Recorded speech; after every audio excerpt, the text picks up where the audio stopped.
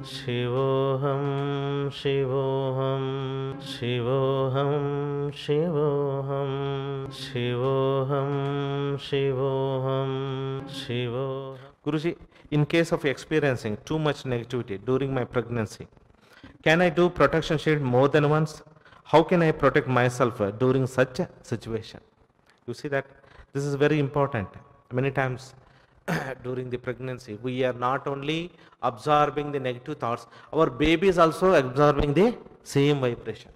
So it is very important to maintain the positive energy around you and your baby. So protection shield, how much you want, you go on doing it.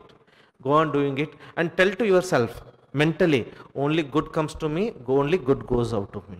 Only good comes to me, only good goes out of me. No matter how much negative situation you are going outside, your intention make a layer and protect you and your baby, and you will not have a problems with your health and your baby health. So just use a protection shield as much as possible. Feel the protection shield and say, only good comes to me, only good goes out of me, so that you will not attract the negativity and you will be safe. Shivoham, Shivoham, Shivoham, Shivoham.